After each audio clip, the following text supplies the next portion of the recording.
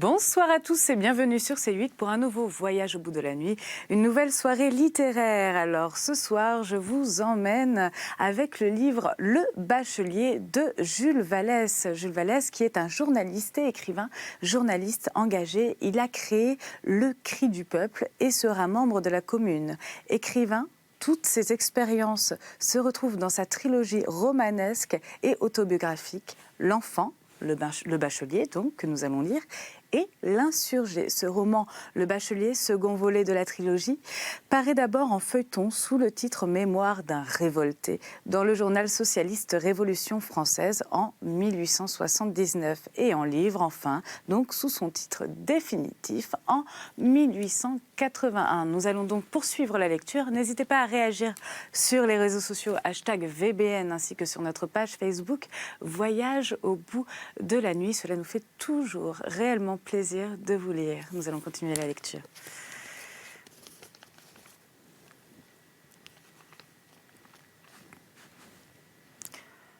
Pourtant, je ne crois pas faire mal. Et je pense bien à affranchir le peuple au milieu de tout ça.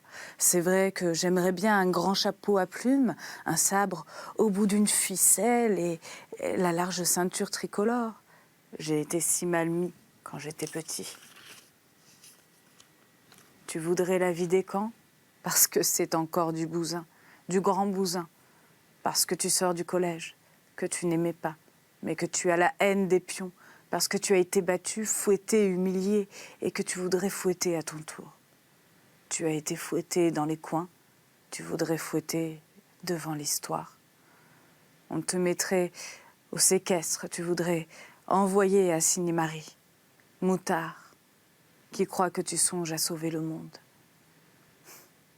Tu veux faire payer tes bonnes sommes à l'humanité. Chapitre 11.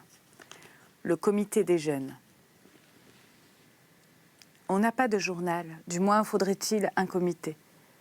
Quelqu'un prend l'initiative et au moment du café chez Renou, nous trouvons un soir, devant nous, des petits bouts de papier attachés avec des épingles. Pour minuit, entre parenthèses, sans femme. Lisette arrive juste à ce moment. Nous mangeons tous notre bout de papier. Championnet a failli avaler l'épingle avec et s'est à moitié étranglé. Qui nous a convoqués? Les masques sont impénétrables. Mais à l'heure de minuit, Renou, ayant envoyé sa femme se coucher, nous conduit à pas lents. Dans le cabinet du fond, ferme la porte, pose la lampe sur la table et attend. Nous avons l'air très bêtes à nous regarder comme ça.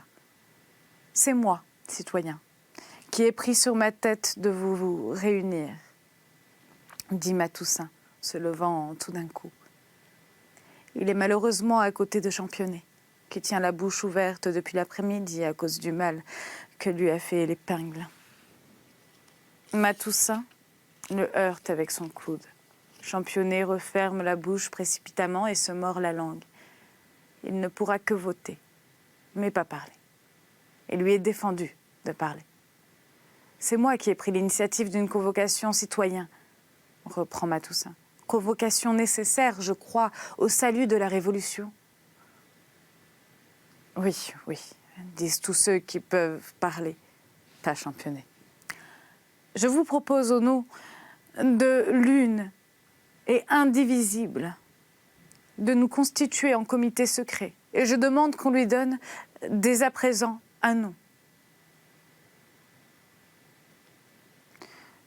Personne ne dit mot pendant un moment. Enfin, quelqu'un crie. « Le comité des jeunes !»« Oui, oui, le comité des jeunes !» Silence. Fait Matoussin avec un geste et une voix de vieux de la montagne. Sachons bien que nous nous appelons le comité des jeunes. Mais sachons-le, seuls, que nul sur terre ne nous connaisse. Ne nous révélons que le jour où nous déploierons notre bannière, où nous écrirons ce nom, tout du long, avec du sang, sur une guenille de drap noir. Pourquoi une guenille? On me fait taire et ma Toussaint reprend avec une modestie digne des temps antiques. Mon rôle est fini. Vous vous êtes constitué. Le comité des jeunes vit. À vous maintenant de nommer votre président. Celui qui, en cas de danger, doit mourir et marcher à votre tête. À demain, pour l'élection, crient plusieurs voix. À demain. Samedi, 00h15.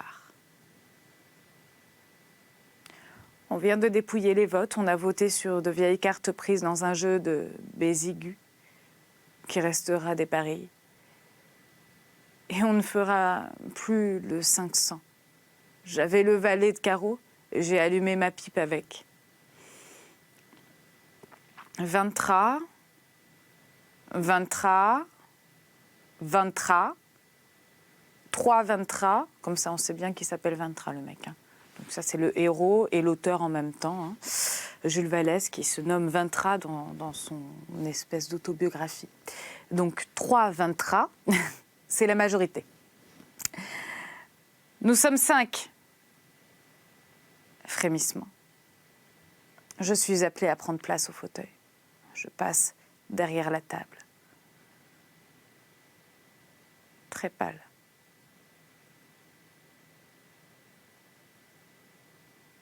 Citoyens, je sais à quoi m'engage l'honneur que vous m'imposez. Le président du comité des jeunes doit mourir et marcher à votre tête. Ensuite, être digne de vous. Digne.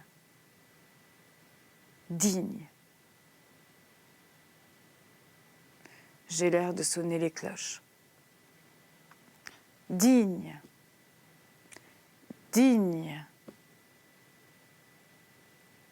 En attendant, je vous crie « Sentinelle, prenez garde à vous !»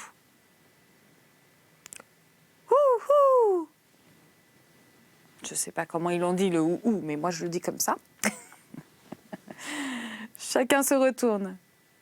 C'est le coucou de Renou que sa mère lui a envoyé. On voit un petit oiseau qui ouvre une porte avec son bec et qui fait « ouh ». Je pense que c'est pas mal, je pense que ça passe. Je m'empare de ce ou-ou-là. Ou-ou. L'oiseau de nuit dit ou-ou. Mais nous verrons bien ce que dira l'alouette gauloise, celle de nos pères, toujours nos pères. Quand elle partira vers le ciel en effleurant de son aile la tête, peut-être fracassée déjà, du comité des jeunes. J'ai lancé ces mots en relevant fièrement mon front, comme s'il venait d'être effleuré par la queue de l'alouette et en menaçant du doigt le coucou. Nous nous assemblons en séance ordinaire, quelquefois en séance extraordinaire, presque toujours. On se réunit maintenant chez Roch, qui a une grande chambre au fond d'un jardin.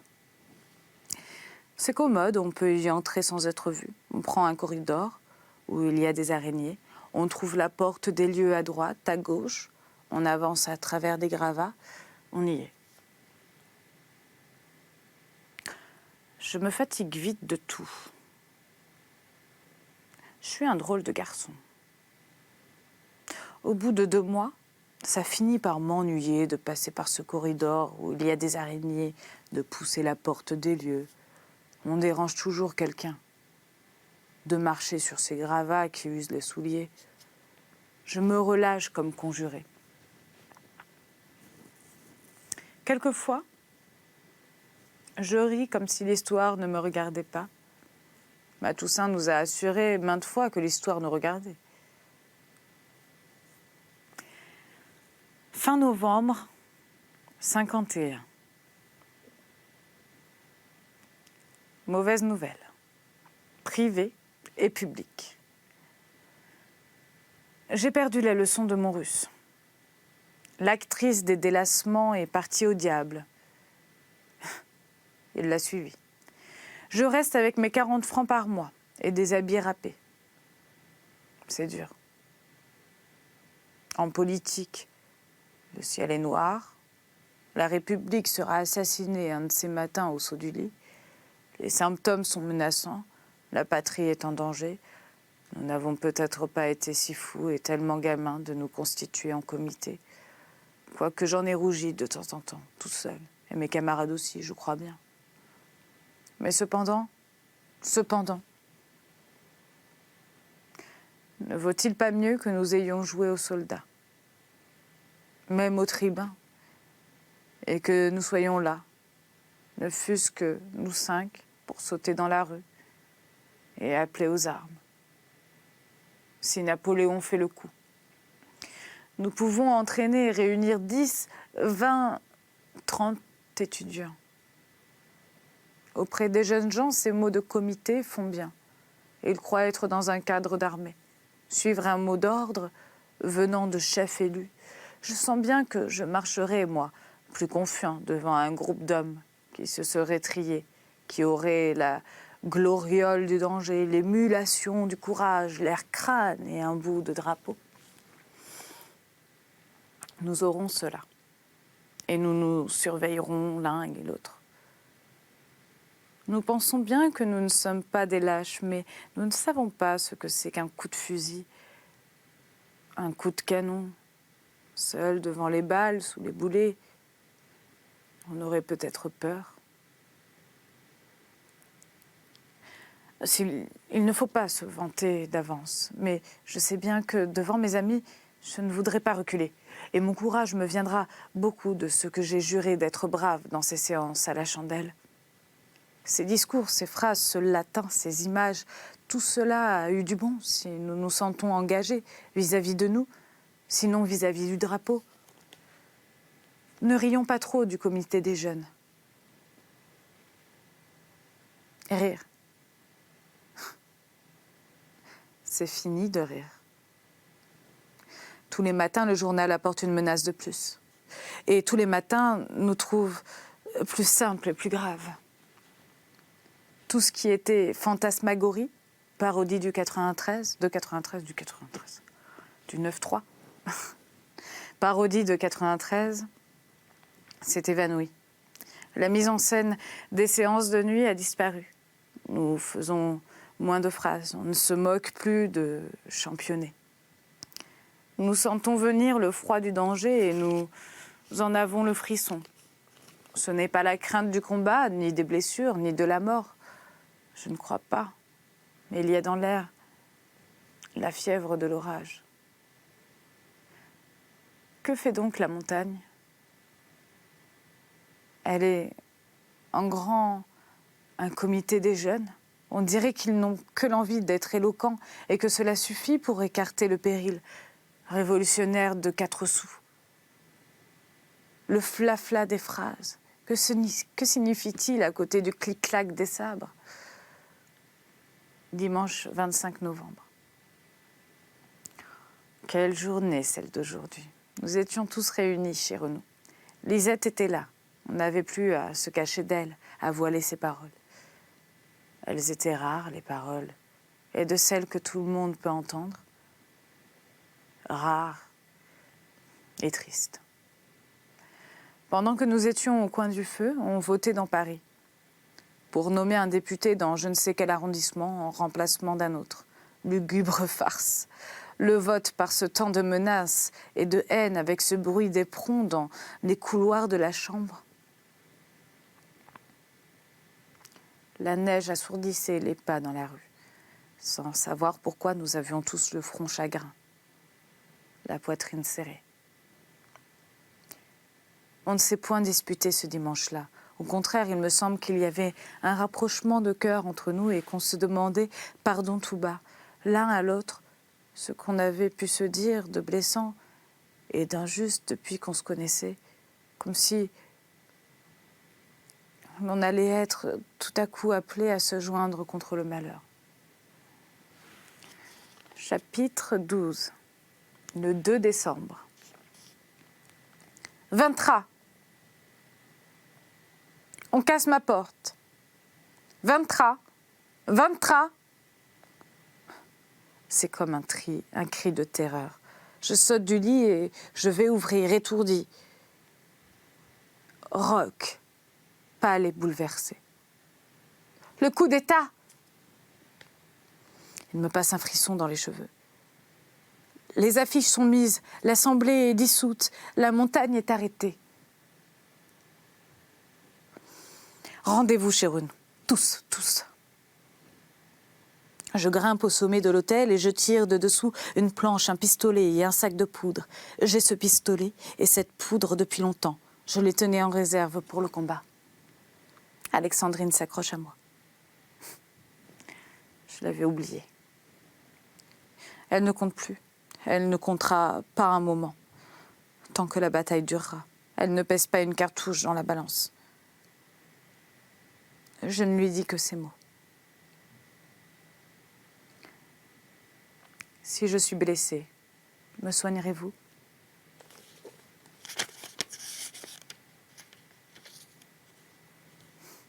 Vous ne serez pas blessé. On ne se battra pas. On ne se battra pas. Je la souffletterai. Elle m'en fait venir la terreur dans l'âme. C'est qu'au fond, tout au fond de moi, il y a caché et se tordant comme dans la boue, le pressentiment de l'indifférence publique. L'hôtel n'est pas sans dessous-dessous, sans dessus-dessous. Les autres locataires ne paraissent pas indignés. On n'a pas la honte, la fièvre. Je croyais que tous allaient sauter dans la salle, demandant comment on allait se partager la besogne, où l'on trouverait des armes, qui commanderait. Allons, en avant, vive la République, en marche sur l'Élysée, mort au dictateur. En marche sur l'Élysée, ça ne vous fait pas penser à quelque chose? On ne se battra pas? La rue est-elle déjà debout et en feu? Y a-t-il des chefs de barricades, des hommes, des sociétés secrètes, des vieux, des jeunes, ceux de 39, ceux de juin, et derrière eux la foule frémissante des républicains? À peine de maigres rassemblements, des gouttes de pluie sur la tête, de la boue sous les pieds. Les affiches blanches sont claires dans le sombre du temps et crèvent comme une lueur la brume grise. Elles paraissent seules vivantes en face de ces visages morts. Les déchire-t-on? Hurle-t-on? Non. Les gens lisent les proclamations de Napoléon, les mains dans leurs poches. Sans fureur. Oh, si le pain était augmenté d'un sou, il y aurait plus de bruit. Les pauvres ont-ils tort ou raison? On ne se battra pas. Nous sommes perdus. Je le sens. Mon cœur me le crie. Mes yeux me le disent. La République est morte. Morte. 10 heures. On est assemblés chez Renaud. Y sommes-nous tous? J'aime bien mettre un peu de suspense, hein, Vallès. Y sommes-nous tous? Vous voudrez bien savoir, hein? Et bien la suite dans le prochain épisode. Oui, tous. Et encore quelques amis. Il doit en venir d'autres à midi. À midi. Mais d'ici là, il faut commencer le branle-pas. Il faut qu'à midi, la rue soit en feu, que la bataille soit engagée, qu'on sache le mot d'ordre et qu'on crie de barricade en barricade et pour tout de bon. Cette fois, sentinelle, prenez garde à vous. On ne se battra pas. Voilà qu'il vient d'arriver un grand garçon brun, long et gras, frère d'un célèbre de 1848. Plus vieux que nous, couvert de son nom. Il a la parole, on l'écoute. Que dit-il? Citoyens, je vous apporte le mot d'ordre de la résistance. Ne pas se lever, attendre, laisser se fatiguer la troupe. Et on l'écoute. Et on ne le prend pas par les épaules. Et on ne le jette pas dans la rue. pour faire le premier morceau de la barricade. Je m'indigne. Proclamons plutôt que c'est fini, perdu. Rentrez chez vous. Faisons-en notre deuil. Est-ce cela que vous voulez? On se récrie. Non? Eh bien, faites voir, comme un éclair, que tous les bras, toutes les âmes protestent et se révoltent. À l'œuvre tout de suite. Je vous le demande, au nom de la Révolution. Mais que veux-tu donc faire? Faire ce que nous pourrons. Descendre l'escalier, entamer le pavé, crier aux armes, aux armes. Camarades, croyez-moi. On m'arrête. L'homme brun, long et gras se tourne vers les amis et demande si l'on veut suivre le mot d'ordre qu'ont donné les députés qu'on a vus. Ou bien si l'on veut m'écouter, moi, descendre l'escalier, entamer le pavé, crier aux armes. Il faut obéir au comité, dit la bande. Un autre arrive encore. Est-il aussi pour fatiguer la troupe? Suspense? Oui. Et il apporte quelque chose de plus.